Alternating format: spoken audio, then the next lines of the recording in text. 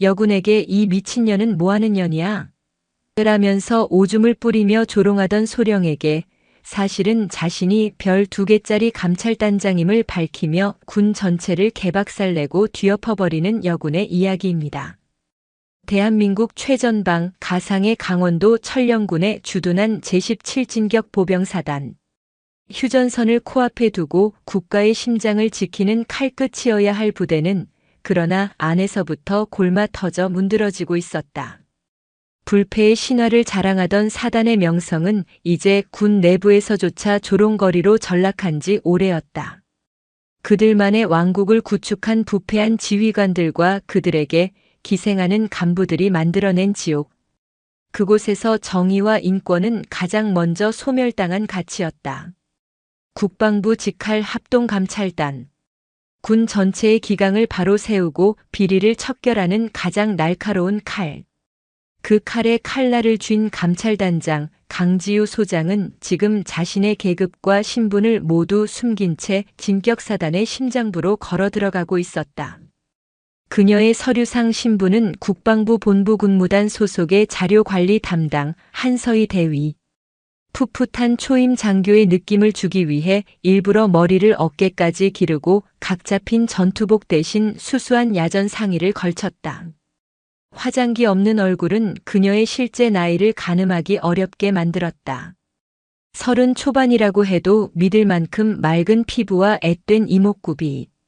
하지만 그 부드러운 인상 속에 감춰진 눈빛은 수만 볼트의 전류가 흐르는 고압선처럼 서늘하고 예리했다. 그 눈은 지난 수십 년간 군이라는 거대한 조직의 가장 어두운 단면들을 꿰뚫어 보아온 자의 눈이었다. 강지우는 초고속 승진의 전설로 불리는 인물이었다.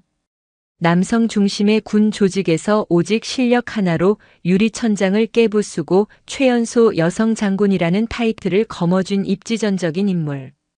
그녀의 발자취는 곧 대한민국 여군의 새로운 역사였다. 그녀가 감찰단장으로 부임했을 때 군 전체가 긴장했다. 타협을 모르는 성정과 서슬 펄언 원칙주의로 유명한 그녀였기에 그 누구도 그녀의 칼날을 피할 수 없으리란 것을 직감했기 때문이다.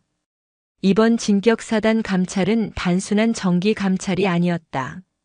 지난 몇 달간 합동감찰단으로 익명의 투서가 빗발쳤다. 여군들을 상대로 한 상습적인 성추행과 인권유린, 만연한 구타와 가혹행위, 수십억 원대로 추정되는 군납 비리와 인사청탁까지. 그 내용은 차마 눈뜨고 보기 어려울 정도로 참혹했다. 하지만 투서는 모두 익명이었고 증거는 교묘하게 인멸되어 있었다. 사단장부터 주임원사까지 지휘 계통의 최상부부터 최하부까지 거대한 카르텔을 형성하여 서로의 죄를 덮어주고 있었기에 외부에서의 접근은 번번이 실패로 돌아갔다. 그래서 강지우는 결단을 내렸다. 호랑이를 잡으려면 호랑이 굴로 들어가야 한다. 자신이 직접 미끼가 되어 적진의 가장 깊숙한 곳으로 들어가 그들의 민낯을 확인하고 부패의 고름을 뿌리부터 도려내기로. 그녀는 자신의 최측근인 김철민 중령만을 대동한 채 한서희 대위라는 허울을 쓰고 진격사단으로 잠입했다. 사단 본부의 한 구석에 위치한 낡은 휴게실. 먼지가 뽀얗게 쌓인 소파와 칠이 벗겨진 테이블이 전부인 초라한 공간이었다. 강지우는 일부러 이곳을 택했다. 가장 눈에 띄지 않으면서도 오가는 장병들의 대화를 엿듣고 부대의 분위기를 피부로 느끼기에 최적의 장소였기 때문이다. 그녀는 무릎 위에 사단의 최근 훈련 결과 보고서와 물자 보급 현황 자료를 펼쳐놓고 꼼꼼히 살피고 있었다. 서류상의 숫자들과 현실의 간극이 얼마나 클지 그녀는 이미 짐작하고 있었다. 어이 거기. 그때 휴게실 문이 거칠게 열리며 누군가 들어섰다. 잔뜩 힘이 들어간 목소리. 술 냄새와 싸구려 향수 냄새가 역겹게 뒤섞여 코를 찔렀다. 강지우는 고개를 들지 않았다. 서류에 집중하는 척 시선을 고정한 채 귀로 들어오는 모든 정보를 분석했다. 전투화가 바닥을 끄는 소리, 거친 숨소리, 그리고 자신을 향해 다가오는 불쾌한 기운. 웬 년이 대낮부터 여기서 죽치고 있어? 목소리의 주인은 강지우의 바로 앞에 멈춰 섰다. 불룩 나온 배, 기름진 얼굴, 탐욕과 오만으로 번들거리는 눈. 사단 군수참모부 소속의 황인철 소령이었다. 강지우가 잠입 전 입수한 주요 감찰 대상자 목록에 최상단에 이름이 올라있는 인물. 군납업체와 결탁하여 뒷돈을 챙기고 부하 여군들에게 상습적으로 추파를 던진다는 첩보가 이미 여러 차례 보고된 썩을 대로 썩은 인간이었다. 강지우는 천천히 고개를 들었다. 일부러 살짝 놀란 듯한 표정을 지으며 자리에서 일어날까 말까 망설이는 어리숙한 초임 장교를 연기했다. 누구십니까? 이 새끼가 정말 빠졌네. 견장을 보고도 몰라? 너 소속이 어디야? 뭐하는 년인데 여기서 어슬렁거리고 있냐고. 황소령의 목소리가 한층 높아졌다. 그는 강지우의 어깨에 달린 대위 계급장을 경멸적으로 훑어보았다. 자신보다 한참 아래인 계급, 그것도 여군. 그는 이 상황을 마음껏 즐기고 있었다. 자신의 권력을 과시하고 약자를 짓밟는 데서 희열을 느끼는 전형적인 강약약강의 비열한 인간상이었다. 본부군 무단에서 파견 나온 한서희 대위입니다. 잠시 자료를 검토하고 있었습니다. 강지우는 최대한 침착하고 사무적인 목소리로 답했다. 그녀의 이런 태연한 반응이 황소령의 심기를 더욱 거슬렀다. 그는 자신의 위압적인 태도에 상대가 겁을 먹고 벌벌 떨기를 바랐다. 본부? 아, 본부에서 기집애들만 모아놓는다는 그 한직 말이냐? 야, 너 몰랐어? 이 휴게실, 우리 사단 남자 장교들만 쓰는 곳이야. 어디 계집년이 함부로 발을 들여나? 명백한 거짓말이었다. 휴게실은 모든 장병에게 개방된 공간이었다. 하지만 이 부대에선 황소령의 말이 곧 법이고 규칙이었다. 그는 자신의 앞에 선 여군이 어리고 만만해 보이자 어떻게든 꼬투리를 잡아 괴롭히고 싶어 안달이 난 상태였다. 강지우의 눈빛이 순간 차갑게 빛났다가 사라졌다. 그녀는 속으로 이 모든 상황을 기록하고 있었다. 황인철 소령, 성차별적 발언, 직권 남용, 위력 과시. 그의 죄목이 하나하나 쌓여가고 있었다. 처음 듣는 이야기입니다. 휴게실 이용 수칙 어디에도 그런 규정은 나와 있지 않습니다만. 인연이 지금 나한테 말대꾸하는 거야? 야, 너 내가 누군지 알아? 이 사단 군수참모부의 실세, 황인철 소령님이야. 내까지 대위년 하나 군복 벗기는 건 일도 아니라고. 알아들어? 그의 입에서 악취가 풍겨왔다. 강지우는 미간을 찌푸리는 대신 오히려 희미한 미소를 지어 보였다. 그 미소의 의미를 황소령은 알 턱이 없었다.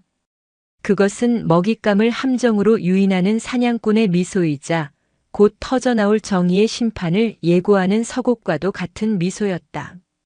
잘 알겠습니다. 그런데 소령님, 뭐야? 업무 시간에 술을 드신 모양입니다. 얼굴이 무척 붉으십니다. 해장이라도 하셔야 할 텐데 괜찮으시겠습니까? 강지우의 목소리는 비아냥거림 하나 없이 순수하게 걱정하는 듯한 톤이었다. 하지만 그 말은 황소령의 자존심에 기름을 부은 격이었다. 감히 일개 대위 계집이 자신을 가르치려 든다고 생각한 것이다. 그의 얼굴이 분노로 시뻘겋게 달아올랐다. 이 미친년이 진짜 보자 하니까 내가 오늘 아주 된통 걸렸어. 그래, 내가 술을 마셨다. 그래서 뭐? 내가 술 좀 마시고 들어온 게 너랑 무슨 상관인데? 황소령은 휴게실 한쪽에 놓인 빈 유리병을 집어들었다. 그의 눈에 광기가 서렸다. 그는 주변을 두리번거리더니 그대로 휴게실 구석에 있는 화장실로 성큼성큼 걸어 들어갔다. 강지우는 그 자리에 못 박힌 듯 서서 그가 무엇을 하려는지 지켜보았다. 도망치거나 소리치지 않았다. 이 연극의 마지막 장을 부패한 권력의 가장 추악한 민낯을 자신의 눈으로 똑똑히 확인해야만 했다. 잠시 후 화장실에서 나온 황소령의 손에는 노란 액체가 담긴 유리병이 들려 있었다. 그의 얼굴에는 인간이 지을 수 있는 가장 역겹고 잔인한 미소가 걸려 있었다. 목마르지? 이거나 마시고 정신 차려, 이 더러운 년아. 여기가 어떤 곳인지, 내가 누굴 잘못 건드렸는지 뼈저리게 느끼게 해줄게. 그 순간 강지우는 눈을 감지 않았다. 그녀는 자신을 향해 다가오는 모욕과 폭력의 실체를, 이 부패한 조직이 만들어낸 괴물의 마지막 발악을 똑똑히 응시했다. 이것이 바로 자신이 이곳에 온 이유였다. 이 썩어 빠진 고름을 터뜨리기 위한 가장 확실하고 명백한 증거. 그녀의 서늘한 눈동자가 황소령의 광기 어린 눈과 정면으로 마주쳤다. 폭풍이 몰아치기 직전의 고요함이 휴게실을 감쌌다. 시간이 멈춘 듯 했다. 휴게실 안의 공기가 쇳물처럼 무겁게 가라앉았다. 황인철 소령의 손에 들린 유리병 속에서 그의 추악한 인격처럼 혼탁한 액체가 출렁였다. 그의 입가에 걸린 비열한 미소는 자신이 절대적인 권력자이며 눈앞의 연약한 여군은 자신의 발 아래 무릎 꿇어야 할 미물에 불과하다는 확신으로 가득 차 있었다. 강지우는 미동도 하지 않았다. 그녀의 자세는 흐트러짐이 없었고 눈빛은 흔들리지 않았다. 오히려 너무나도 평온한 그녀의 모습이 황소령의 광기를 더욱 부채질했다. 그는 공포에 질려 비명을 지르거나 울면서 싹싹 비는 모습을 기대했다. 그래야만 자신의 권력이 확인되고 짓밟는 쾌감이 극대화될 터였다. 하지만 눈앞의 한서희 대위는 마치 폭풍의 눈 한가운데 서 있는 사람처럼 고요했다. 마지막 기회다.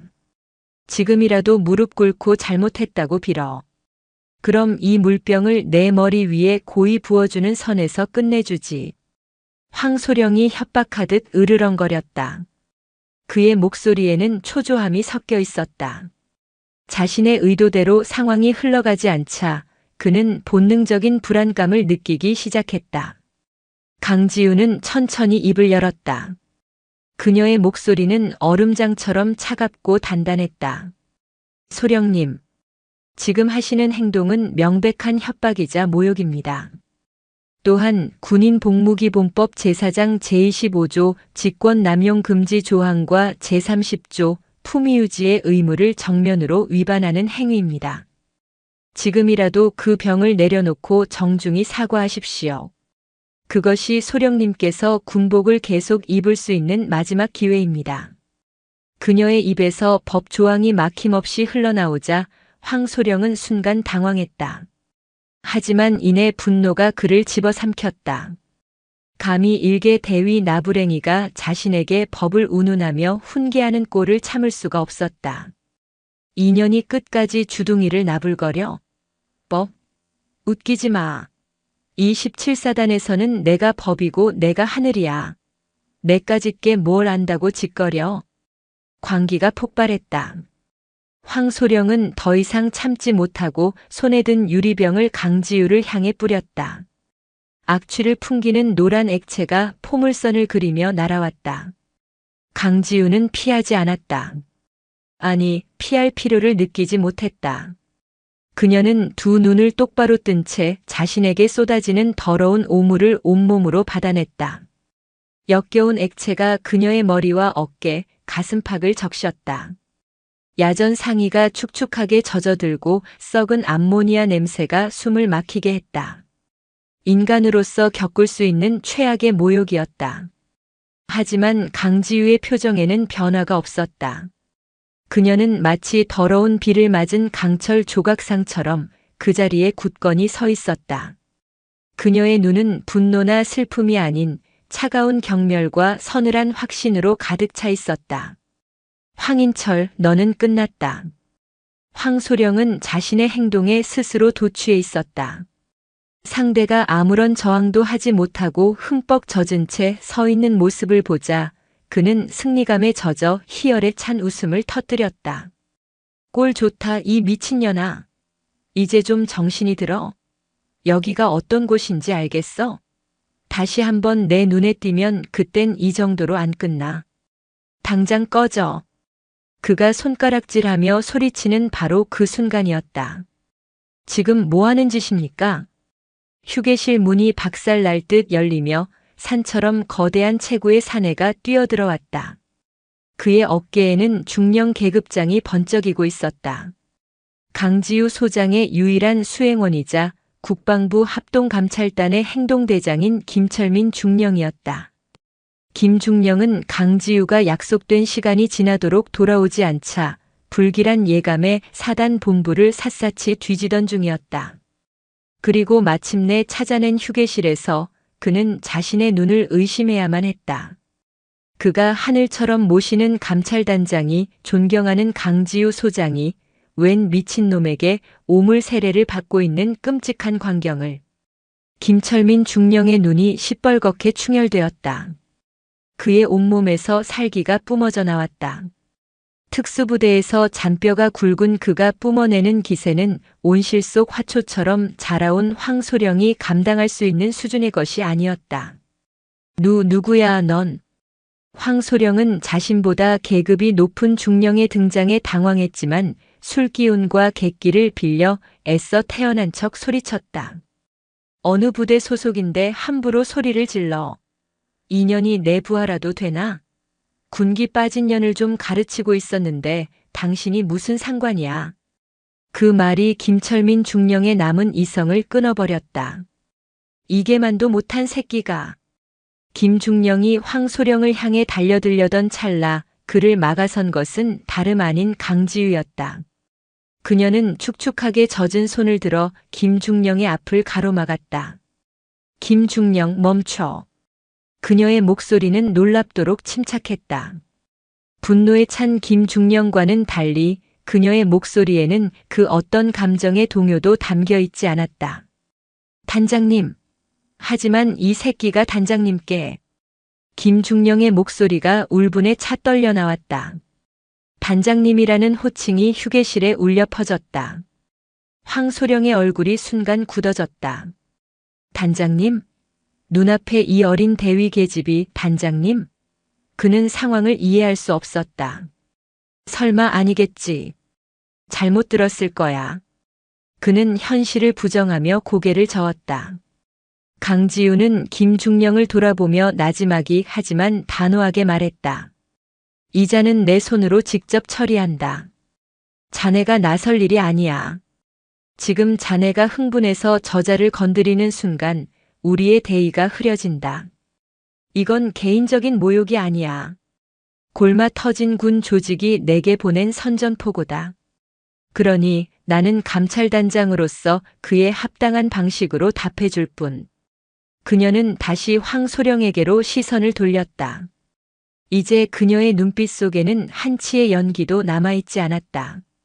대한민국 군 전체를 감찰하는 최고 책임자의 서슬 퍼런 위엄이 수십 년간 켜켜이 쌓아온 장군의 관록이 비수처럼 뿜어져 나와 황소령의 심장을 꿰뚫었다. 황소령은 그 눈빛과 마주하는 순간 온몸에 피가 얼어붙는 듯한 공포를 느꼈다. 술이 확 깨는 것을 넘어 영혼까지 서늘해지는 기분이었다. 눈앞에 서 있는 존재는 더 이상 만만한 대위년이 아니었다. 감히 자신이 범접할 수 없는 거대한 무언가였다. 너 대체 정체가 뭐야? 황소령이 말을 더듬으며 뒷걸음질 쳤다. 강지우는 젖은 야전 상의의 옷깃을 매만지며 싸늘하게 웃었다. 그 웃음은 사형 집행인이 단두대의 칼날을 내려치기 직전에 짓는 미소와도 같았다. 소개하지 황인철 소령. 나는 내가 그토록 무시하고 짓밟았던 바로 그 계집년이다. 그녀의 목소리가 휴게실을 얼어붙게 만들었다. 그리고 지금부터 내 놈의 군 생활을, 아니, 내 놈의 인생을 끝장낼 국방부 합동감찰단장 소장 강지우다. 그녀의 선언과 함께 휴게실 밖 복도에서 수많은 전투화 소리가 울려 퍼지기 시작했다. 강지우의 신호탄을 시작으로 폭풍이 마침내 그 모습을 드러낸 것이다. 강지우 소장의 선언이 끝나기 무섭게 휴게실 문이 활짝 열리고 각 잡힌 전투복 차림의 헌병들이 들이닥쳤다. 그들의 손에는 하얀색 수사 완장이 둘러져 있었고 눈빛은 한치의 감정도 없이 냉철했다. 그들은 망부석처럼 굳어버린 황인철 소령의 양팔을 단단히 붙잡았다. 놔, 이거 놔. 너희들 뭐야? 내가 누군 줄 알고 이래. 황소령은 마지막 발악을 하듯 몸부림쳤지만 단련된 헌병들의 소나귀에서 벗어나는 것은 불가능했다. 그의 얼굴은 공포와 혼란으로 하얗게 질려 있었다. 그는 여전히 눈앞의 상황을 믿을 수 없었다. 방금 전까지 자신의 발 아래에서 짓밟히던 어린 여대위가 별 2개를 단 장군이자 군 전체를 벌벌 떨게 만드는 감찰단장이라니. 황인철 소령. 강지우가 나지막이 그의 이름을 불렀다. 그녀는 김철민 중령이 건네준 수건으로 얼굴과 머리에 묻은 오물을 닦아내고 있었다. 그녀의 동작은 침착하고 기품이 있었지만 그 눈빛은 만년설보다도 차가웠다. 너는 방금 전 3가지의 돌이킬 수 없는 실수를 저질렀다. 그녀는 헌병들에게 붙들린 황소령에게로 천천히 다가갔다. 또각또각. 그녀의 전투화 소리가 휴게실 바닥에 울릴 때마다 황소령의 심장은 바닥으로 곤두박질 치는 듯 했다. 첫째, 상급자를 모욕했다. 그것도 군인으로서, 아니, 인간으로서 할 수 있는 가장 저열하고 추악한 방식으로. 그녀의 시선이 바닥에 나뒹구는 유리병에 머물렀다. 둘째, 대한민국의 군인으로서 지켜야 할 품위를 스스로 내던지고 군의 명예를 실추시켰다. 내 놈의 그 추잡한 행위는 이 시간에도 전선에서 땀 흘리는 수많은 동료 군인들의 얼굴에 똥칠을 한 것과 같다. 강지우는 황소령의 바로 코앞까지 다가와 그의 눈을 똑바로 꿰뚫어보며 말했다. 그녀의 목소리는 작았지만 그 어떤 고함보다도 날카롭게 그의 고막을 파고들었다. 그리고 마지막 셋째. 가장 용서할 수 없는 내 놈의 죄는. 그녀는 잠시 말을 멈췄다. 그리고는 지옥의 나락에서 울려 퍼지는 듯한 서늘한 목소리로 마지막 죄목을 선고했다. 감히 나를 건드렸다. 이 대한민국 군대의 부패를 뿌리 뽑기 위해 칼을 든 합동감찰단장 강지우를. 그 말을 끝으로 그녀는 황소령에게서 시선을 거두고 헌병들에게 명령했다. 군인 복무규율 위반, 상관 모욕, 직권 남용, 폭행 등 현행범으로 체포한다. 당장 연행해서 지하 임시 영창에 구금하도록. 외부와의 모든 연락을 차단하고 그 어떤 누구의 면회도 허락하지 마라. 내 명령 없이는 물 한 모금도 주지 마. 네, 알겠습니다. 헌병들은 우렁찬 목소리로 복명복창하며 황소령을 끌고 나가기 시작했다. 억울합니다. 단장님, 제가 정말 죽을 죄를 졌습니다. 한 번만 용서해 주십시오. 그제야 사태의 심각성을 깨달은 황소령이 비굴하게 무릎을 꿇으려 했지만 헌병들은 그럴 틈도 주지 않고 그를 개처럼 질질 끌고 나갔다. 그의 처절한 비명은 복도 저편으로 순식간에 사라졌다. 휴게실에는 강지우와 김철민 중령, 그리고 방금 도착한 감찰단의 수사관들만이 남았다. 김중령. 예, 단장님. 지금 즉시 사단장실로 간다. 사단장에게 직접 통보해야지. 오늘부로 27사단에 대한 모든 지휘 및 통제권은 국방부 합동감찰단이 인수한다고. 알겠습니다. 그리고 모든 수사관들은 각자 맡은 구역으로 흩어져라. 사단장실, 참모장실, 주임원사실을 포함한 모든 지휘관실과 행정실을 즉시 폐쇄하고 모든 서류와 컴퓨터 하드디스크를 봉인한다. 단 한 장의 종이, 단 하나의 파일도 외부로 유출되거나 파기되어서는 안 된다. 저항하는 자는 그 자리에서 즉시 체포해. 명령 받들겠습니다. 수사관들이 일사불란하게 흩어졌다. 순식간에 텅 빈 휴게실. 김철민 중령은 여전히 축축하게 젖어있는 강지우의 전투복을 보며 안타까운 표정을 지었다. 단장님 괜찮으십니까? 숙소로 돌아가서 옷부터 갈아입으시는 게. 아니, 이대로 간다. 강지우는 단호하게 고개를 저었다. 왜요?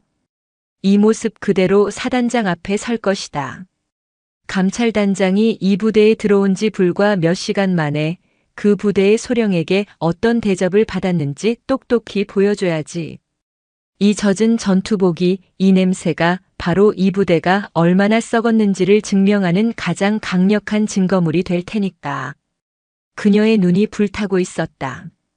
개인적인 모욕감은 이미 분노를 넘어 부패한 조직 전체를 향한 서슬퍼런 사명감으로 승화된 지 오래였다.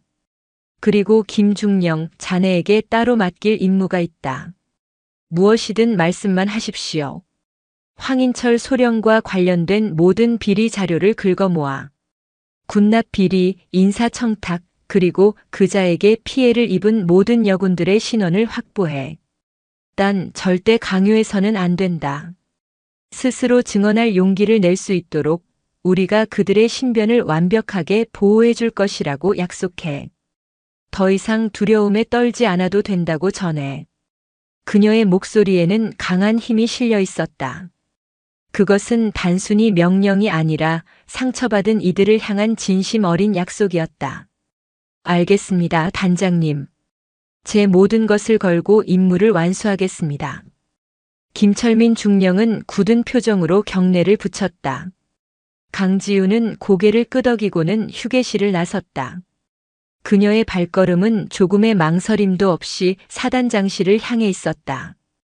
그녀의 젖은 전투복에서는 여전히 역겨운 냄새가 풍겼지만 이제 그 누구도 그녀를 감히 업신여기지 못했다.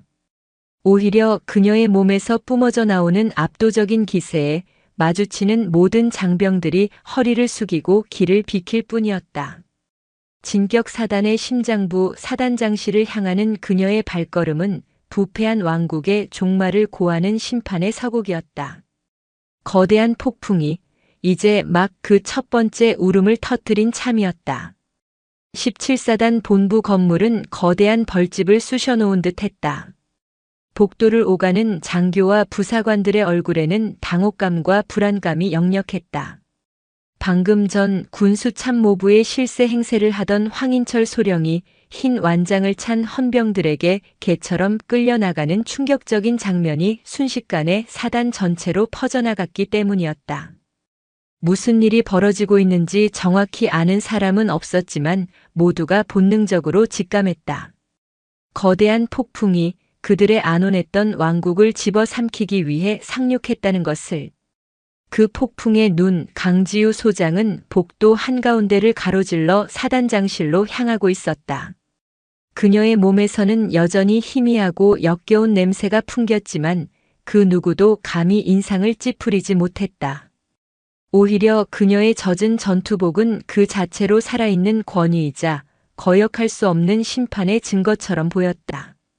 그녀의 발걸음이 닿는 곳마다 모세의 기적처럼 길이 열렸다. 장군에게 보내는 의례적인 경례가 아니었다. 공포와 경외가 뒤섞인 본능적인 복종이었다. 사단장실 앞을 지키던 부관이 황급히 그녀의 앞을 막아섰다. 어느 부대 소속이십니까? 지금 사단장님께서는. 강지우는 그를 쳐다보지도 않았다. 그녀의 시선은 굳게 닫힌 사단장실의 육중한 문에 고정되어 있었다. 비켜. 단 한마디.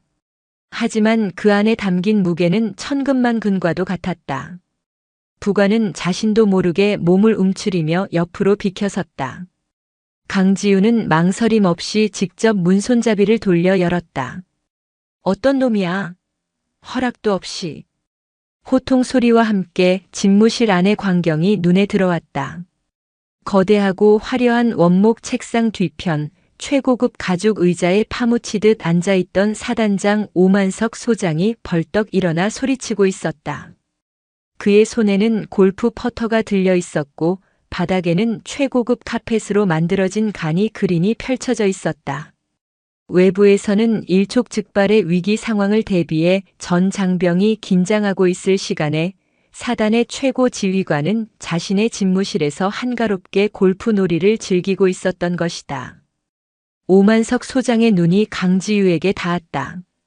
그는 처음 보는 얼굴, 그것도 웬 불쾌한 냄새를 풍기는 여군 장교가 자신의 신성한 공간을 침범했다는 사실에 분노했다. 내년은 뭔데 여기까지 기어들어와. 당장 꺼지지 못해. 그의 입에서 황인철 소령이 했던 것과 똑같은 저급한 단어가 튀어나왔다. 유유상종. 썩은 머리에서 썩은 냄새가 나는 것은 당연한 이치였다. 강지우는 대답 대신 집무실 안으로 성큼 들어섰다.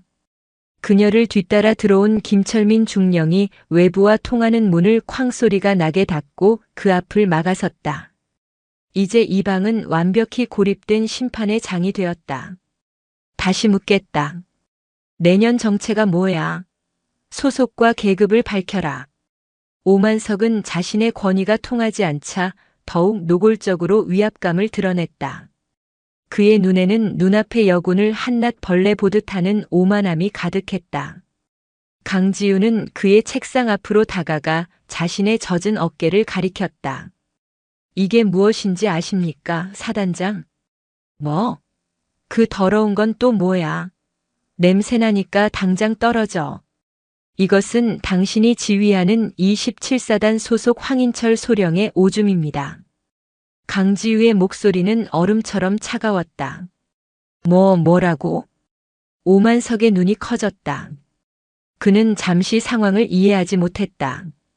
불과 10여 분 전 당신의 부하가 군의 상급자인 내게 이 군복 위에 자신의 오줌을 뿌렸단 말이다. 이 냄새가 바로 그 증거고. 상급자? 내까짓게 무슨 내 부하의 상급자야? 지금 미친 소리를. 오만석의 말이 채 끝나기도 전에 강지우는 품 안에서 자신의 신분증을 꺼내 그의 책상 위로 던졌다. 작은 금속 명패가 탁 소리를 내며 원목 책상 위에 놓였다. 그곳에는 선명하게 새겨진 글자가 있었다.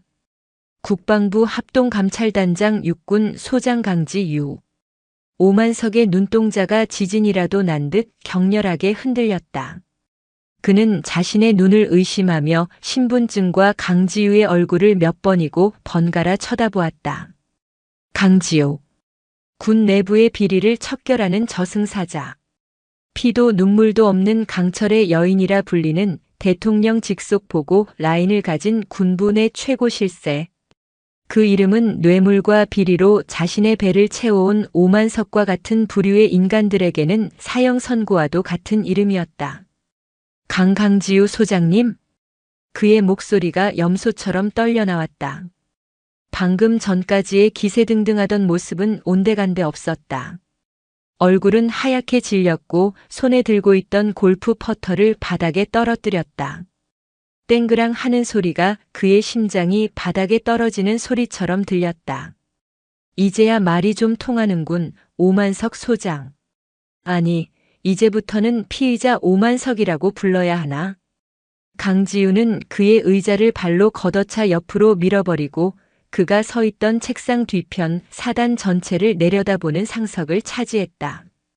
완벽한 권력의 이동을 상징하는 행위였다. 어떻게 어째서 감찰단장님께서 이런 누추한 곳까지.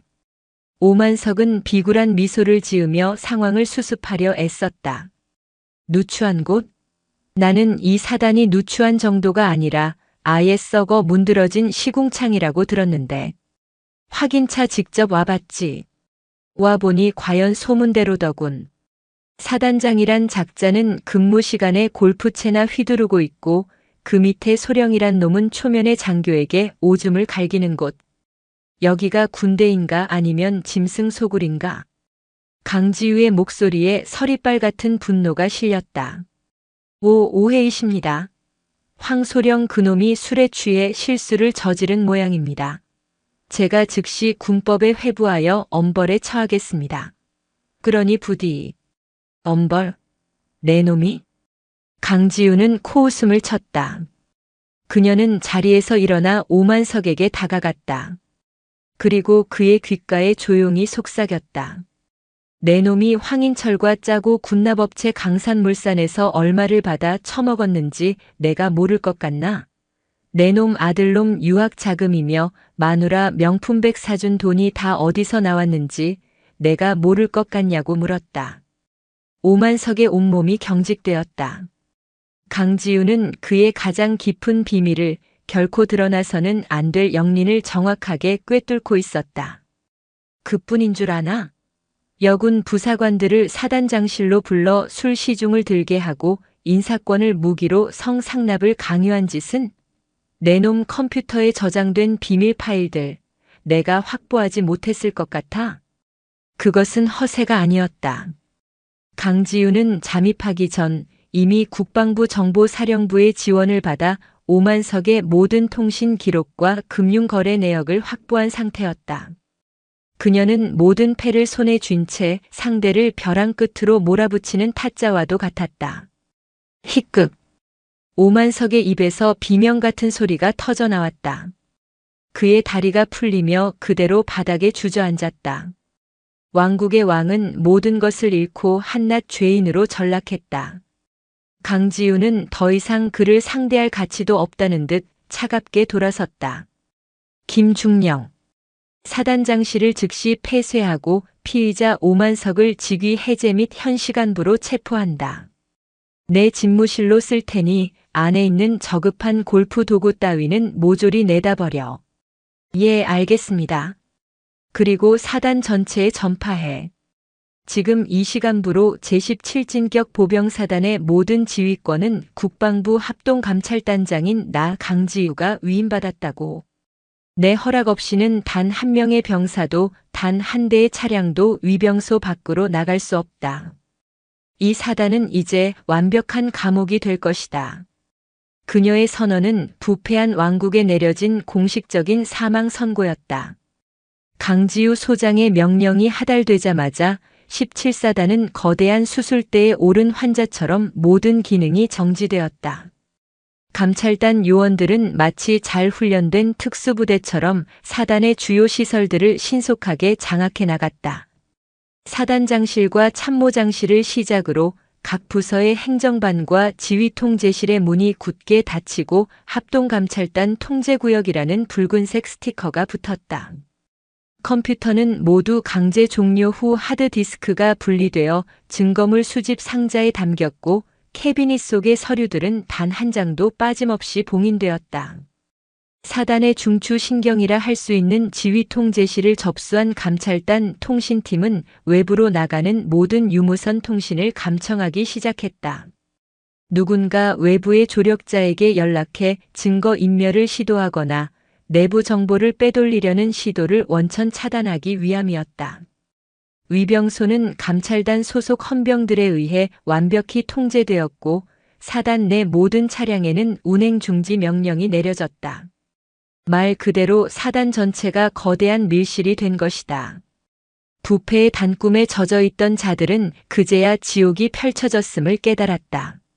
사단 참모장인 문정식 대령은 자신의 사무실에서 파쇄기 앞에 서서 무언가를 미친 듯이 갈아넣고 있다가 들이닥친 수사관들에게 현행범으로 체포되었다.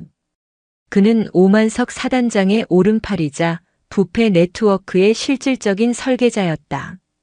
그의 손목에 은색 수갑이 채워지는 순간 그는 모든 것이 끝났음을 직감하고 허탈하게 웃었다.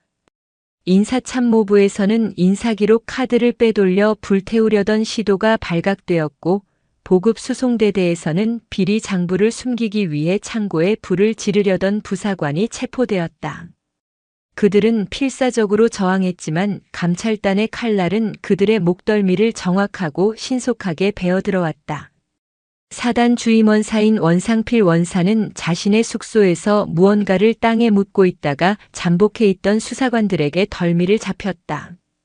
그가 묻고 있던 것은 비자금이 담긴 돈 상자와 그동안 장병들에게 상납받은 금품 목록이 적힌 비밀 장부였다. 군 생활 40년의 관록으로 쌓아 올린 그의 탐욕의 성은 그렇게 허무하게 무너져 내렸다. 끌려 나오는 간부들의 면면은 화려했다. 사단장부터 참모장, 각 부서의 실세 참모들과 주임원사까지. 그들은 어제까지 사단 내에서 무소불위의 권력을 휘두르며 왕처럼 군림했던 자들이었다. 하지만 이제 그들은 수갑을 찬 초라한 범죄자가 되어 자신들이 그토록 멸시했던 병사들의 싸늘한 시선 속에서 연행되어 갔다. 통쾌한 광경이었다. 억압받던 자들의 눈에는 희미한 희망의 빛이, 가해자들의 눈에는 절망의 그림자가 드리워졌다. 한편 김철민 중령은 강지우 소장의 특별 지시를 수행하고 있었다.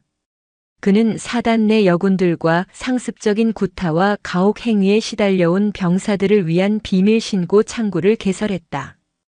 블루밍, 꽃이 피다라는 의미라는 이름이 붙은 이 작전은 피해자들이 더 이상 두려워하지 않고 자신의 목소리를 낼 수 있도록 돕는 것이 목표였다. 김중령과 감찰단 소속 여군 수사관들은 식당, 의무대, 각 생활관 등 병사들의 왕래가 잦은 곳에 여러분의 이야기가 세상을 바꿉니다라는 문구가 적힌 작은 쪽지를 남겼다. 그곳에는 익명이 보장되는 직통 전화번호와 이메일 주소가 적혀 있었다. 초반에는 아무런 연락도 오지 않았다. 수년간 이어진 폭력과 협박에 길들여진 피해자들은 쉽게 마음을 열지 못했다. 신고해봤자 바뀌는 건 없을 거야. 보복당할 게 뻔해라는 체념과 불신이 그들의 마음을 짓누르고 있었다.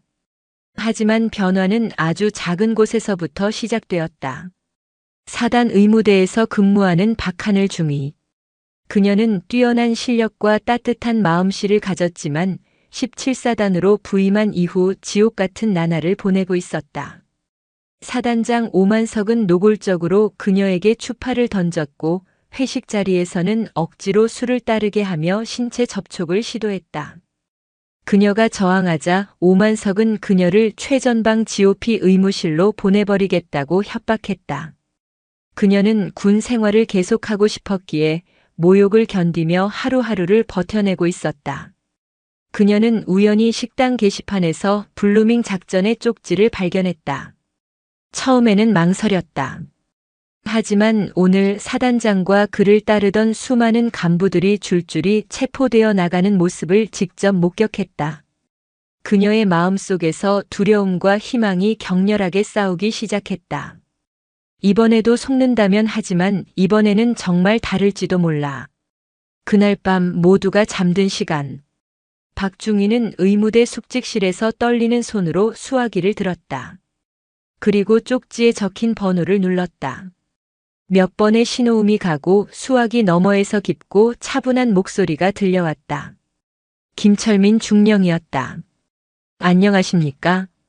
국방부 합동감찰단입니다. 당신의 용기를 기다리고 있었습니다. 그 목소리를 듣는 순간 박하늘 중위의 눈에서 그동안 참아왔던 눈물이 폭포수처럼 쏟아져 내렸다. 그것은 절망의 눈물이 아니었다. 드디어 지옥의 끝에 한 줄기 빛이 보이기 시작했음을 알리는 희망의 눈물이었다.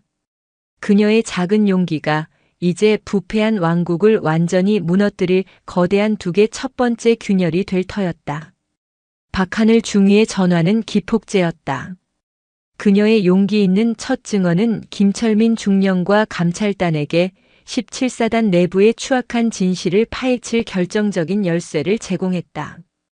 김중령은 박중희와의 면담을 통해 오만석 사단장의 성추행 혐의뿐만 아니라 그가 의무대 의약품을 빼돌려 외부로 유출한 정황까지 포착했다. 오만석은 희귀 의약품을 암시장에 팔아넘겨 비자금을 조성했고 박중희에게 그 장부를 관리하도록 강요했던 것이다. 박중희는 보복이 두려워 장부를 파기하지 못하고 자신의 숙소 깊숙한 곳에 숨겨두고 있었다. 이것만 있으면 오만석의 숨통을 완전히 끊을 수 있습니다. 김중령은 박중희가 떨리는 손으로 건넨 비밀 장부를 받아들고 굳은 표정으로 말했다. 그는 즉시 여군 수사관들을 보내 박중희의 신변을 24시간 밀착 보호하도록 조치했다. 더 이상 그 어떤 위협도 그녀에게 닿지 못하게 할 것이었다. 박중희의 신고 이후 블루밍 채널에는 다른 피해자들의 제보가 쏟아지기 시작했다.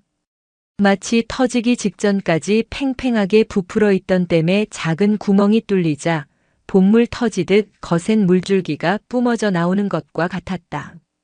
인사참모는 진급을 미끼로 제게 돈을 요구했습니다.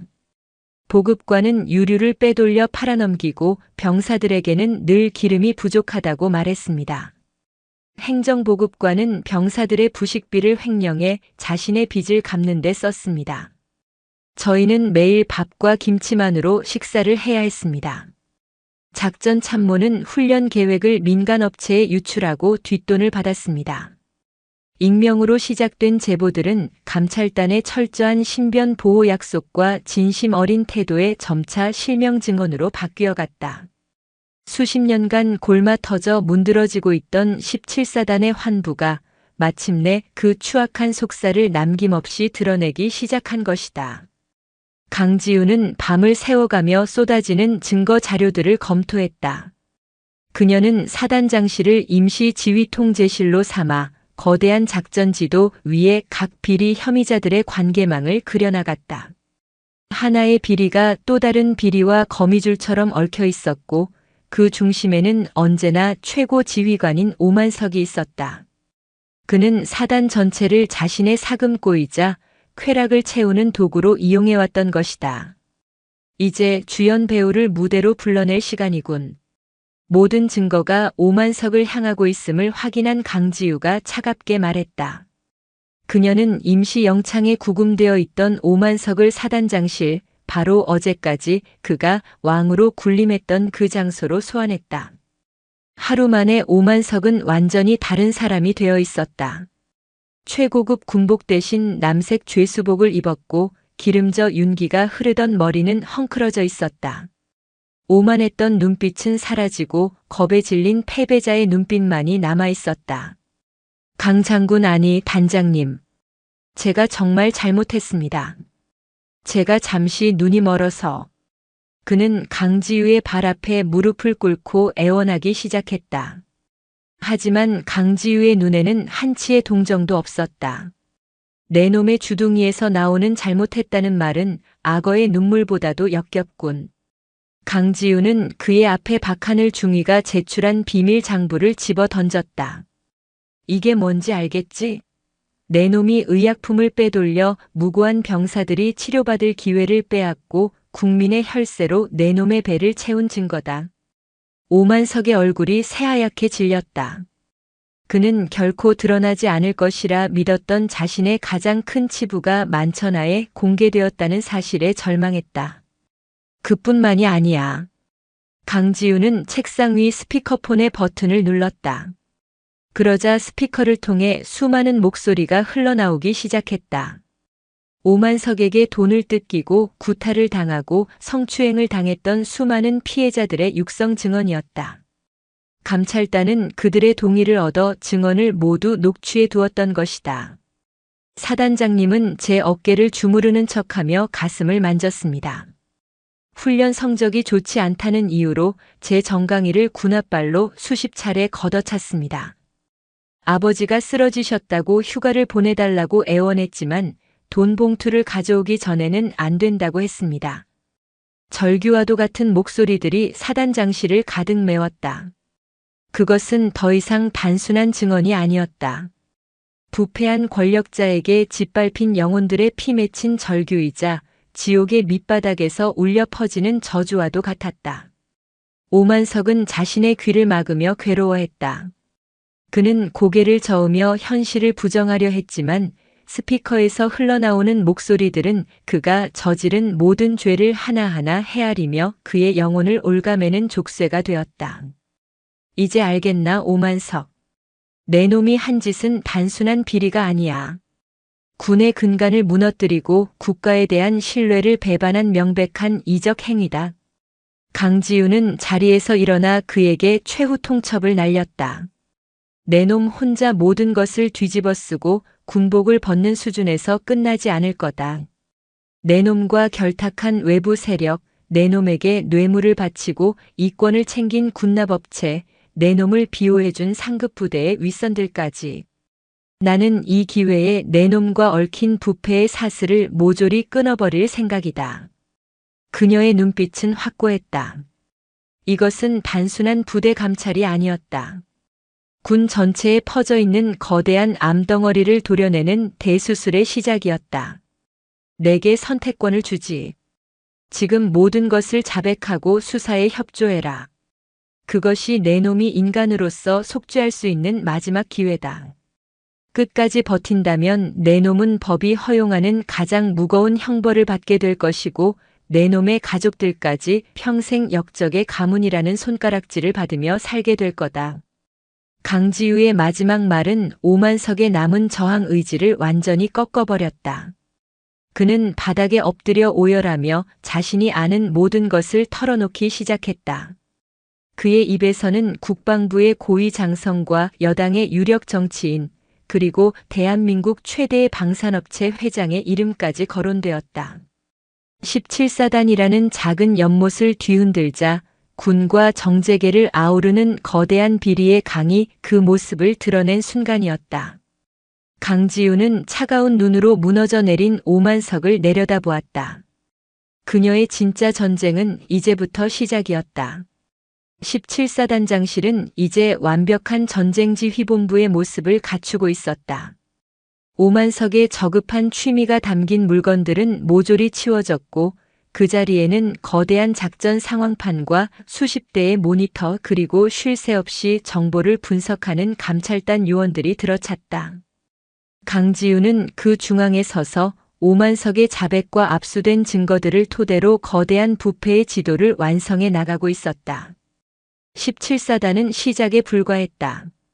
거미줄은 군 수뇌부와 정치권 그리고 거대 방산업체까지 뻗어 있었다. 그 중심에는 3명의 인물이 굵은 글씨로 적혀 있었다. 육군본부 군수사령관 손병준 중장, 국회 국방위원회 여당 간사 최강일 국회의원, 대한민국 최대 방산업체 태아디펜스의 윤태석 회장, 군, 정, 재계가 결탁한 거대한 삼각 카르텔. 그들은 서로의 이권을 봐주며 수십 년간 국방 예산을 제 주머니에 쌈짓돈처럼 주물러온 괴물들이었다. 오만석은 그저 그들이 던져주는 떡고물을 받아먹으며 그들의 왕국을 지키는 문지기계에 불과했다. 단장님, 육군본부 군수사령관 손병준 중장에게서 직통 전화입니다.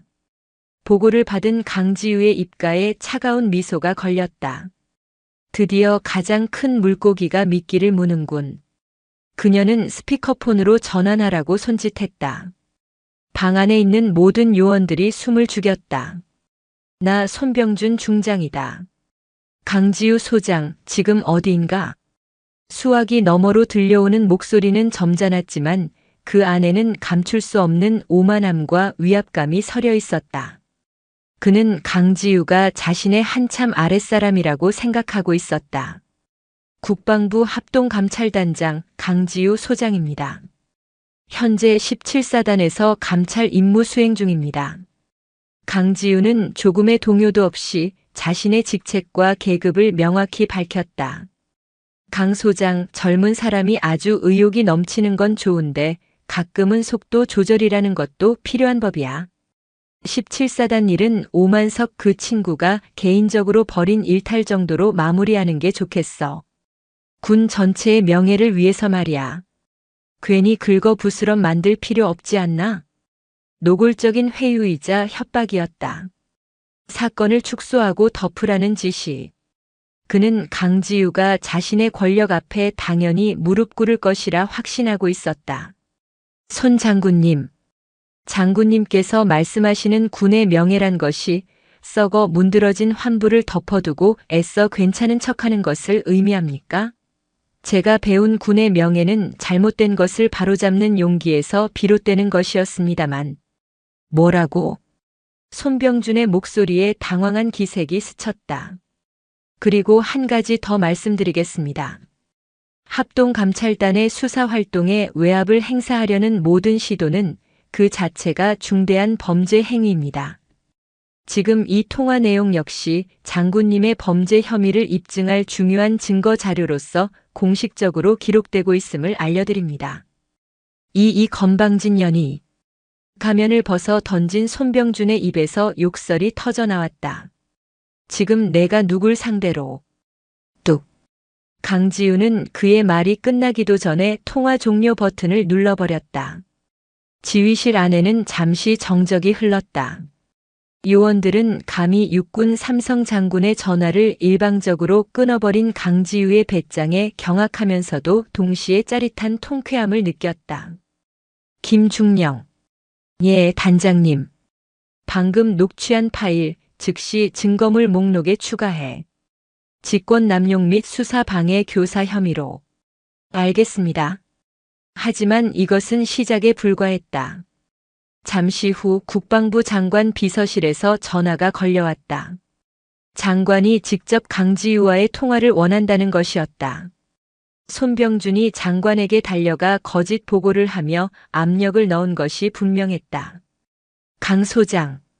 지금 하고 있는 감찰 잠시 중단하고 즉시 본부로 복귀하게. 장관의 목소리는 피곤함이 가득했다. 정치권의 압력에 시달리고 있는 기색이 역력했다. 불가능합니다, 장관님. 강지우는 단호하게 거절했다. 이건 명령이야. 장관님의 명령이라도 따를 수 없습니다. 합동감찰단은 국방부 직할 기관이지만 중대범죄 수사에 한해서는 대통령 직속 지휘 계통에 따라 움직입니다. 그리고 저는 이번 사건의 심각성을 고려하여 어젯밤부로 대통령께 모든 상황을 직접 보고 드렸습니다. 뭐라 대통령께 직접? 장관의 목소리가 경악으로 떨렸다. 그렇습니다. 그리고 대통령께서는 계급과 지위 고하를 막론하고 관련된 모든 임무를 철저히 수사하여 발본색원하라는 지시와 함께 이번 수사에 대한 전적인 권한을 저에게 위임하셨습니다. 강지우가 마지막 패를 꺼내들었다.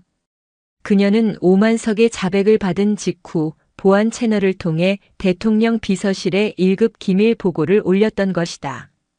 군 내부의 자정 능력의 한계를 느낀 대통령은 강지우에게 무소불위의 칼을 쥐어주며 부패 세력의 척결을 명했다. 이제 그 어떤 장관도 그 어떤 장군도 그녀의 앞을 막아설 수 없었다. 그녀가 곧 대통령의 의지 그 자체였기 때문이다. 수화기 너머로 장관의 깊은 한숨 소리가 들려왔다. 그는 모든 것이 끝났음을 직감했다. 알겠네. 강 소장. 군의 미래가 자네 어깨에 달려있네. 전화가 끊겼다. 강지우는 지휘실의 모든 요원들을 돌아보며 강철처럼 차가운 목소리로 명령했다. 이제 사냥을 시작한다. 그녀의 눈빛은 히말라야 정상의 만년설보다도 차갑고 그 의지는 용광로의 쇳물보다도 뜨거웠다. 알파팀은 즉시 헬기편으로 계룡 합동본부로 이동. 군수사령관 손병준 중장을 현장에서 긴급 체포한다. 저항시 발포도 불사한다.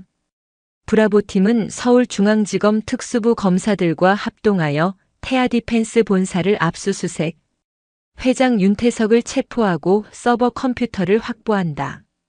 찰리팀은 국회로 향한다. 최강일 의원의 사무실을 확보하고 검찰이 그를 연행할 때까지 한 발자국도 움직이지 못하게 막아라.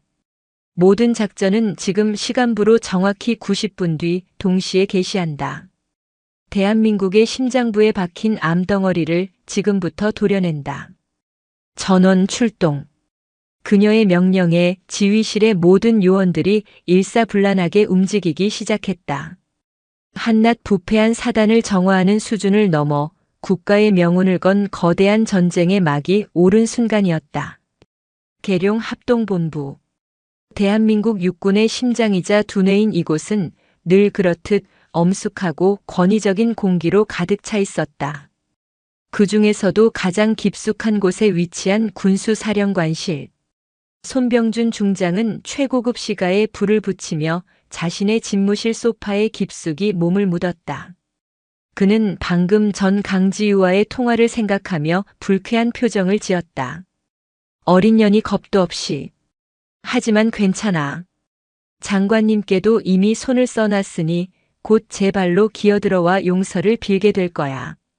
그는 자신의 권력과 인맥을 굳게 믿고 있었다.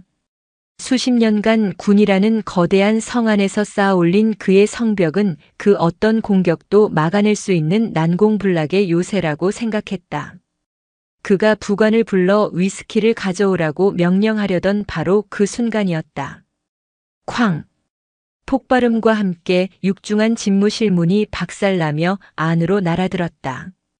연기와 함께 검은색 특수 전투복과 방탄 헬멧으로 무장한 감찰단 알파팀 요원들이 섬광탄을 터뜨리며 순식간에 방을 장악했다. 움직이면 쏜다. 손 들고 무릎 꿇어. 으악. 뭐야. 어떤 놈들이야. 눈과 귀를 멀게 하는 섬광과 굉음에 손병주는 소파 아래로 뒹굴었다. 그의 부관들과 경호 병력들이 권총을 뽑아 들려 했지만 그보다 한 수 위인 감찰단 요원들의 총구는 이미 그들의 심장을 겨누고 있었다. 연기가 거치고 그들 앞으로 김철민 중령이 유령처럼 나타났다. 그의 손에는 서늘한 빛을 뿜는 자동 소총이 들려 있었다. 손병준 중장.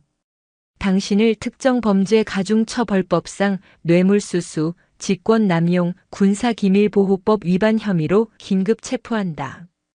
당신은 묵비권을 행사할 수 있고 변호사를 선임할 권리가 있으며 네 이놈, 내가 누군 줄 알고 당장 이 수갑 풀지 못해. 김중령이 미란다 원칙을 고지하며 다가가자 손병주는 발악하듯 소리쳤다. 그는 아직도 현실을 받아들이지 못하고 있었다. 대한민국 육군 삼성 장군이 자신의 집무실에서 일개 중령에게 체포당하는 이 상황을. 김중령은 아무런 대답 없이 그의 저항하는 팔을 꺾거등 뒤로 돌리고 차가운 수갑을 채웠다. 철컥하는 소리는 거인의 시대가 끝났음을 알리는 종소리처럼 울려 퍼졌다. 김중령은 그의 귓가에 나지막이 속삭였다.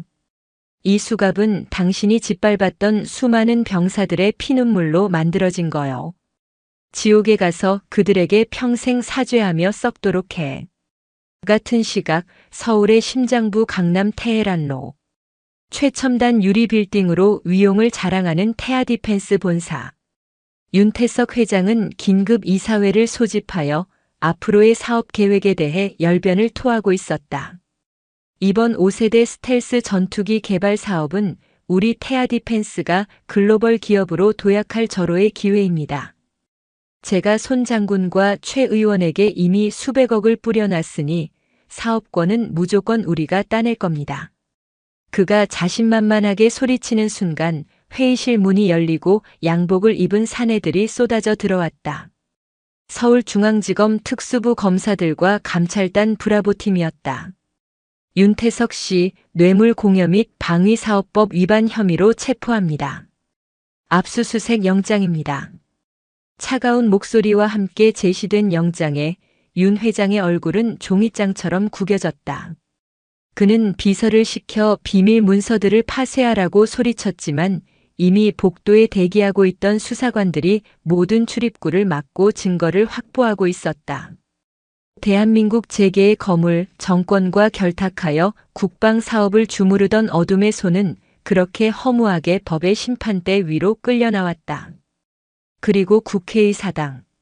국방위원회 회의실 앞에서 기자들에게 둘러싸인 최강일 의원은 강군 육성과 튼튼한 안보를 외치며 카메라 플래시 세례를 즐기고 있었다. 존경하는 국민 여러분. 저 최강일 군의 비리를 척결하고 깨끗한 국방을 만드는데 제 모든 것을 바치겠습니다. 그가 위선적인 연설을 내뱉는 순간 그의 보좌관이 하얗게 질린 얼굴로 달려와 귓속말을 했다. 손 장군과 윤 회장이 방금 체포되었습니다. 최 의원의 얼굴에서 미소가 사라졌다. 그는 본능적인 위기를 느끼고 기자들을 해치며 도망치려 했다. 하지만 그의 앞을 감찰단 찰리팀 요원들이 산처럼 막아섰다. 잠시 후 도착한 검찰 수사관들이 그에게 다가와 수갑을 채우려 하자 그는 필사적으로 저항했다. 난 국회의원이야. 불체포 특권이 있단 말이다. 어디 신성한 국회에서 함부로. 국회 회기 중이 아닐 뿐더러 뇌물수수 현행범으로 간주되어 특권 적용 대상이 아닙니다, 의원님. 얌전히 가시죠. 검사의 냉정한 말에 그의 마지막 방패마저 산산조각 났다. 잠시 전까지 정의를 외치던 그의 입은 이제 변명과 저주를 쏟아내는 추악한 주둥이로 변해 있었다. 국민을 대표한다는 자의 가장 위선적이고 이중적인 민낯이 전국의 카메라 앞에서 생중계되고 있었다. 17사단 지휘통제실. 강지우는 거대한 모니터를 통해 세 거인이 차례로 무너져 내리는 모습을 말없이 지켜보고 있었다.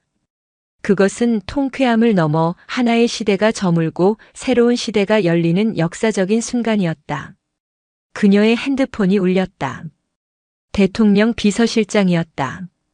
강 소장, 수고 많았네. 대통령께서 이제 시작일 뿐이니 끝까지 좌고우면하지 말고 임무를 완수하라고 전하셨네. 명심하겠습니다. 짧은 통화를 마친 강지우는 자리에서 일어났다. 거하게 머리는 잘랐다.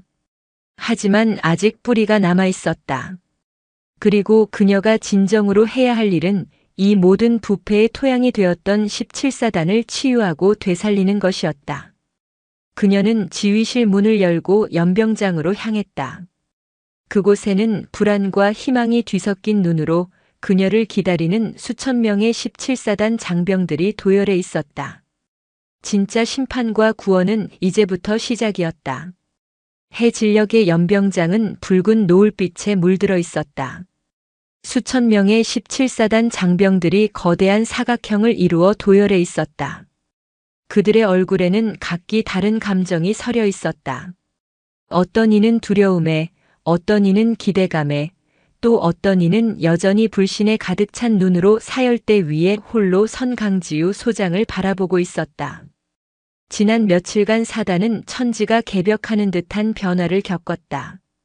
왕처럼 군림하던 사단장과 그를 따르던 부패한 간부들이 줄줄이 수갑을 차고 끌려나갔다. 끔찍했던 구타와 가혹 행위가 거짓말처럼 사라졌고 쓰레기 같던 식단은 믿을 수 없을 만큼 풍성해졌다. 하지만 그들은 여전히 불안했다. 이 변화가 과연 계속될 것인지 아니면 잠시 스쳐 지나가는 폭풍에 불과한 것인지 확신할 수 없었기 때문이다. 강지우는 마이크 앞에 섰다. 그녀의 시선은 연병장을 가득 메운 장병 한 사람 한 사람의 눈을 천천히 훑었다. 그녀의 몸에서 뿜어져 나오는 압도적인 카리스마에 소란스럽던 연병장은 물을 뿌린 듯 조용해졌다. 나는 국방부 합동감찰단장 소장 강지우다. 그녀의 목소리는 스피커를 통해 연병장 전체에 울려 퍼졌다. 그 목소리는 차갑고 단단했지만 그 안에는 이전에는 없었던 미세한 떨림이 담겨 있었다. 나는 오늘 여러분에게 명령을 내리기 위해 이 자리에 선 것이 아니다. 사과하기 위해 섰다. 사과라는 단어에 장병들 사이에서 나지막한 웅성거림이 일었다. 별 2개를 단 장군이 일개 병사들 앞에서 사과를 하겠다니. 대한민국 군은 여러분을 지켜주지 못했다. 국가를 위해 청춘을 바치는 여러분을 부패한 지휘관들의 폭력과 착취로부터 보호하지 못했다. 군복의 명예를 더럽히는 자들을 제때 척결하지 못하고 여러분의 고통을 외면했다. 이 모든 것은 나의 책임이자 우리 군 전체의 책임이다. 합동감찰단장으로서 그리고 여러분의 선배 군인으로서 진심으로 사죄한다. 그 말을 마친 강지우는 천천히 자신의 정모를 벗었다. 그리고는 허리를 굽혀 장병들을 향해 깊이 고개를 숙였다. 장군이, 그것도 군 전체의 기강을 책임지는 감찰단장이 사병들 앞에서 모자를 벗고 머리를 숙이는 경례. 그것은 군의 역사상 전례가 없는 일이었다. 그 순간 장병들의 마음을 짓누르던 불신과 냉소의 얼음벽이 쨍 하는 소리를 내며 깨져내리는 듯 했다. 누군가의 눈시울이 붉어졌고 여기저기서 흐느끼는 소리가 들려왔다. 그들의 서러움과 아픔을 드디어 누군가 알아준다는 사실만으로도 그들은 구원받는 기분이었다. 강지우는 한참 만에 허리를 폈다. 그녀의 눈가도 붉게 상기되어 있었다.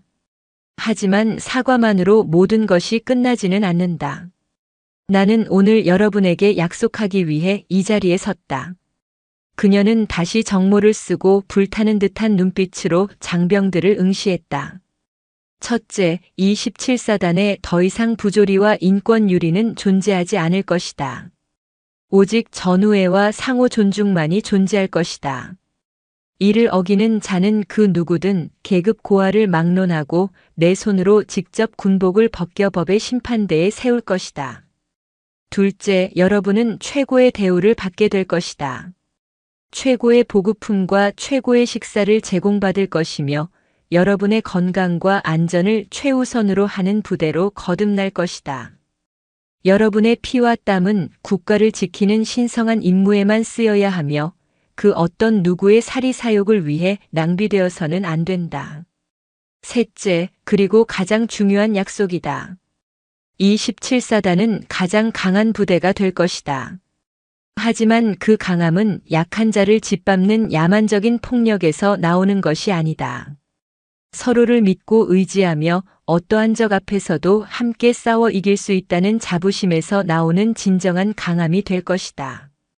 우리는 적에게는 강철처럼 무섭지만 우리 전우에게는 봄날처럼 따뜻한 부대가 될 것이다. 그녀의 연설은 단순한 말이 아니었다. 그것은 상처받은 영혼들을 치유하는 주문이자 새로운 군대를 향한 강렬한 비전이었고 그녀의 군인 인생 모든 것을 내건 피 맺힌 맹세였다. 나는 여러분을 믿는다. 그러니 여러분도 나를 믿고 따라와 주길 바란다. 이 지옥 같던 땅을 우리 모두의 자랑스러운 터전으로 함께 만들어가자. 이상. 연설이 끝나고 잠시 정적이 흘렀다. 이윽고 연병장의 한쪽 구석에서부터 박수 소리가 터져나왔다. 그 박수는 순식간에 연병장 전체로 퍼져나가 천지를 진동하는 우레와 같은 함성이 되었다. 그것은 강요된 박수가 아니었다. 마음의 가장 깊은 곳에서부터 우러나오는 진정한 환호이자 새로운 지휘관에 대한 절대적인 신뢰의 표현이었다. 그날 이후 17사단은 기적처럼 변하기 시작했다. 강지우는 임시로 파견된 청렴한 간부들과 함께 부대 개혁에 착수했다. 가장 먼저 모든 부조리 신고 채널을 공식화하고 신고자에 대한 철저한 비밀 보장과 보호를 약속했다. 과거의 가해자들은 모두 군사재판에 회부되었고 방관했던 이들에게는 엄중한 경고와 함께 재교육 프로그램이 실시되었다. 과거의 피해자들을 위한 심리치료 프로그램이 도입되었고 특히 성폭력 피해 여군들을 위해서는 외부 민간 전문 상담사들이 초빙되었다. 강지우는 박하늘 중위를 직접 만나 그녀의 용기를 치하하고 그녀를 사단 의무대대의 핵심 참모로 임명하여 군 의료 시스템 개혁의 중책을 맡겼다. 한때 절망의 상징이었던 그녀는 이제 희망의 아이콘이 되어 다른 피해자들의 치유를 돕는 역할을 하게 되었다. 사단의 모든 규정과 규칙은 원점에서 재검토되었다. 불필요한 작업과 비합리적인 명령 체계는 모두 사라지고 오직 실전적인 전투 훈련과 병사들의 복지에 초점이 맞춰졌다. 강지우는 직접 병사들과 함께 식사하고 훈련에 참여하며 그들의 목소리를 들었다. 그녀는 더 이상 두려운 감찰단장이 아니었다. 그들의 아픔을 이해하고 그들의 미래를 함께 만들어가는 진정한 지휘관이었다. 몇 달 후 17사단은 과거의 오명을 벗고 혁신 최우수 부대로 선정되어 대통령 부대 표창을 받게 되었다.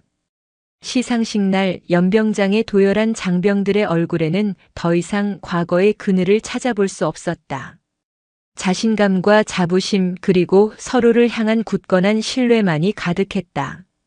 강지우는 연병장을 바라보며 조용히 미소 지었다. 그때 김철민 중령이 그녀에게 다가와 새로운 서류철을 내밀었다. 단장님, 다음 임무입니다. 서류철의 표지에는 또 다른 부대의 이름이 적혀 있었다. 아직 대한민국 군에는 그녀가 도려내야 할 환부가 많이 남아 있었다. 그녀의 전쟁은 끝나지 않았다. 하지만 그녀는 더 이상 외롭지 않았다.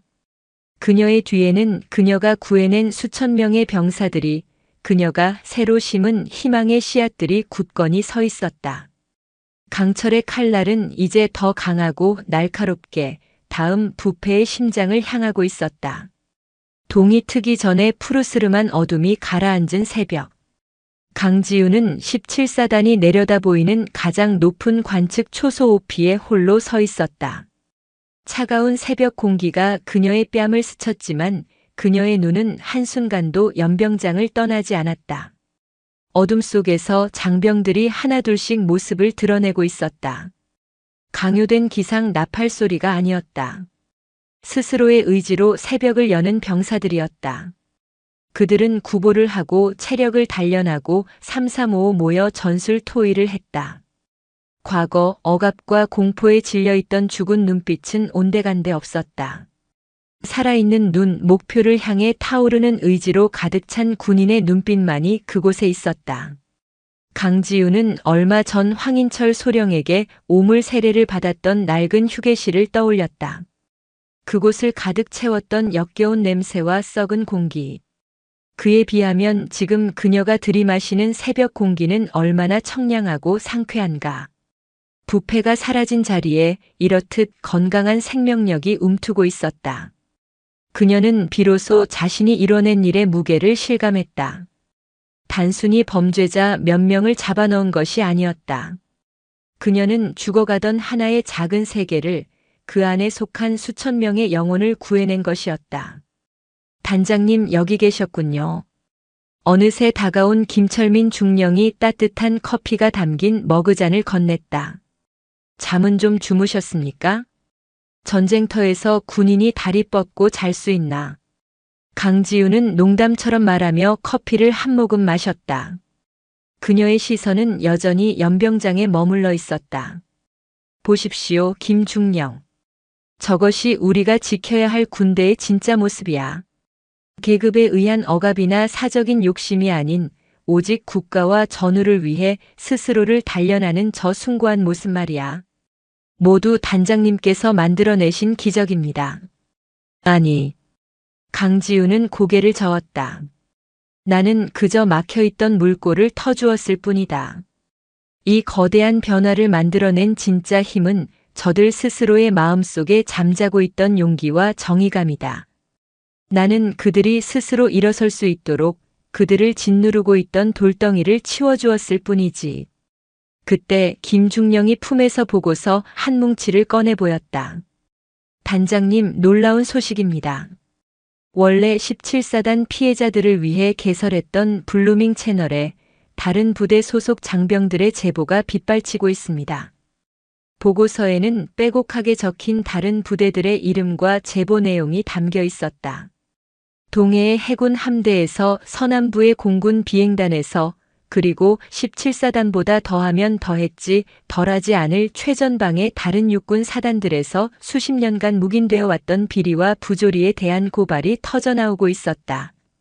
17사단의 혁명 소식이 군 내부 통신망을 통해 삽시간에 퍼져나가면서 절망에 빠져있던 다른 부대의 병사들에게 우리도 할 수 있다는 희망의 불씨를 지핀 것이었다. 한 사람의 용기가 잠들어 있던 수만 명의 용기를 깨운 겁니다. 김철민 중령의 목소리에 벅찬 감동이 실려 있었다. 강지우는 보고서를 내려다보며 굳은 표정으로 말했다. 이것은 시작일 뿐이야. 우리가 돌아가면 이 모든 제보들을 하나하나 확인하고 피가 섞인 고름을 짜내는 끔찍한 과정을 다시 시작해야겠지. 하지만 이제 두렵지 않다.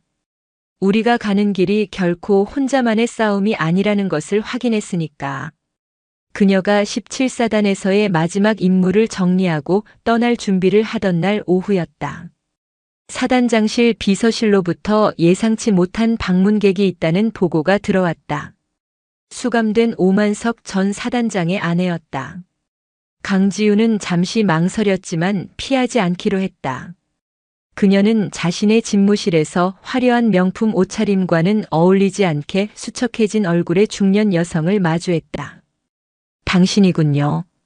내 남편과 우리 가정을 하루아침에 파멸시킨 그 악독한 여자가. 여자의 목소리는 증오로 가득 차 있었다. 앉으시죠, 부인. 누가 당신 같은 여자랑 겸상을 한다는 거야? 나는 당신 얼굴에 저주를 퍼부으러 왔어. 당신 피도 눈물도 없지? 어떻게 사람의 인생을 그렇게 잔인하게 망가뜨릴 수가 있어? 우리 아들은 아버지가 역적이라는 소리에 학교도 못 나가고 있고 나는 평생 손가락질 받으며 살게 됐어. 당신이 뭘 알아? 그녀는 울부짖으며 테이블 위에 물건들을 집어 던지려 했다. 그때 강지우가 나지막하고 차분한 목소리로 말했다. 부인. 그 목소리에는 상대를 압도하는 기묘한 힘이 있었다. 여자는 자신도 모르게 동작을 멈추고 그녀를 바라보았다. 한 가지만 묻겠습니다.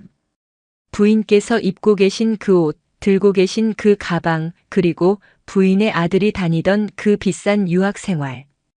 그 모든 돈이 어디서 나왔는지 단 한 번이라도 의심해 본 적 있으십니까? 그게 무슨... 제가 부인의 가정을 파괴한 것이 아닙니다. 강지우는 자리에서 일어나 창가에 선 채로 말을 이었다. 그녀의 시선은 여전히 연병장을 향해 있었다. 부인의 남편이 저지른 수많은 죄악이 그 자신의 가정을 파괴한 것입니다. 제가 부인에게서 빼앗은 것은 고작해야 그 명품 가방과 안락한 생활일지 모르겠습니다. 하지만 당신의 남편이 저 연병장의 젊은 병사들에게서 빼앗아간 것은 그들의 존엄성이었고 찢어질 듯한 가난 속에서 아들을 군대에 보낸 부모들의 희망이었으며 때로는 한 인간의 삶 그 자체였습니다. 그녀는 천천히 몸을 돌려 여자의 눈을 똑바로 응시했다. 당신의 남편이 빼돌린 의약품이 제때 보급되지 않아 폐렴으로 아들을 잃은 어머니의 눈물을 아십니까? 당신의 남편이 가한 구타로 평생 다리를 절게 된 한 청년의 절망을 아십니까? 당신 남편의 성추행을 견디다 못해 스스로 군복을 벗어야 했던 한 여군의 원한을 아십니까? 강지우의 목소리는 조용했지만 그 어떤 고함보다도 날카롭게 여자의 심장을 파고들었다. 부인께서 지금 흘리는 눈물이 억울함의 눈물이라면 저들은 평생 피눈물을 흘리며 살아야 했습니다. 이제 그만 돌아가십시오. 그리고 당신의 남편이 아닌 당신의 남편 때문에 고통받은 그 수많은 이들을 위해 단 한 번이라도 기도하십시오. 그것이 당신이 인간으로서 속죄할 수 있는 유일한 길일 겁니다. 여자는 아무런 대답도 하지 못했다. 그녀는 강지우의 그 서늘하고도 올곧은 눈빛 앞에서 자신이 믿었던 모든 것이 모래성처럼 허물어지는 것을 느꼈다. 그녀는 비틀거리며 집무실을 나섰다. 패배한 것은 그녀의 증오가 아니라 그녀가 애써 외면해왔던 진실이었다. 강지우가 17사단을 떠나는 날, 공식적인 환송 행사는 모두 거절했다. 하지만 그녀가 탄 지휘 차량이 사단 정문을 향해 움직이기 시작했을 때 놀라운 광경이 펼쳐졌다. 사단 본부에서 정문까지 이어진 수킬로미터의 도로 양옆으로 사단의 모든 장병들이 자발적으로 도열해 있었던 것이다. 그들은 구호를 외치거나 박수를 치지 않았다. 그저 강지우의 차량이 자신들 앞을 지나갈 때마다 말없이 거수 경례를 붙일 뿐이었다. 수천 개의 팔이 동시에 올라와 만들어낸 경례의 숲. 그것은 그 어떤 찬사보다도 묵직하고 진실된 존경과 감사의 표현이었다. 차량은 천천히 그 사이를 지났다. 강지우는 차창 밖으로 그들의 얼굴 하나하나를 눈에 담았다. 그녀의 눈에 익은 얼굴도 보였다. 가장 선두에서 갓 임명된 의무참모 완장을 찬 박하늘 중위가 서 있었다. 그녀는 눈물을 흘리고 있었지만 입가에는 환한 미소를 띠고 있었다. 강지우와 그녀의 눈이 마주쳤다. 강지우는 그녀를 향해 아주 희미하게 고개를 끄덕여 보였다. 이제 내가 이들을 지켜라는 무언의 격려이자 너의 용기가 모든 것을 바꿨다는 최고의 찬사였다. 차량이 마침내 위병소를 통과했다. 김철민 중령이 백미러로 멀어지는 부대를 바라보며 감격에 찬 목소리로 말했다. 제 군 생활 평생 이토록 가슴 벅찬 광경은 처음입니다. 강지우는 아무 말 없이 눈을 감았다. 그녀의 가슴 속에서도 뜨거운 무언가가 끓어오르고 있었다. 헬리콥터에 올라탄 강지우는 창밖으로 점점 작아지는 17사단을 말없이 내려다보았다. 한때 절망과 부패의 상징이었던 그곳은 이제 그녀에게 희망의 증거이자 새로운 시작을 위한 약속의 땅이 되었다. 그녀는 비로소 김중령이 건넸던 다음 임무에 대한 서류처를 열었다. 서류의 첫 장에는 해병대 제육흥룡여단이라는 글자가 선명하게 박혀 있었다. 서해 최북단에 고립된 섬에 주둔한 군 내부에서도 가장 폐쇄적이고 거칠기로 악명 높은 부대. 육군과는 전혀 다른 문화와 자부심으로 똘똘 뭉친 그곳에서 훨씬 더 교묘하고 잔인한 방식의 인권 유린이 벌어지고 있다는 첩보였다. 강지우는 보고서를 읽어 내려가는 동안 17사단에서 느꼈던 희미한 미소를 거두었다. 그녀의 얼굴은 다시 만년설처럼 차갑고 강철처럼 단단한 감찰단장의 얼굴로 돌아와 있었다. 김철민 중령이 걱정스러운 눈으로 그녀를 바라보며 물었다. 괜찮으시겠습니까, 단장님? 이번 상대는 끈끈하기로 소문난 해병대입니다. 육군 장군인 단장님에 대한 반감과 저항이 상상을 초월할 겁니다. 강지우는 서류철을 덮었다. 그녀의 눈은 창밖에 끝없는 수평선을 향해 있었다. 고름은 어디에 있든 짜내야 하는 법이다. 그녀의 목소리는 조용했지만 그 안에 담긴 의지는 대한민국 전체를 울릴 만큼 거대하고 확고했다. 그것이 군인의 살점이든 뼛속이든 상관없어. 헬리콥터는 서쪽 하늘을 향해 또 다른 전쟁터를 향해 맹렬히 날아갔다. 부패가 존재하는 한 결코 멈추지 않을 강철의 여인 강지우의 위대한 전쟁은 이제 막 새로운 장을 열고 있었다.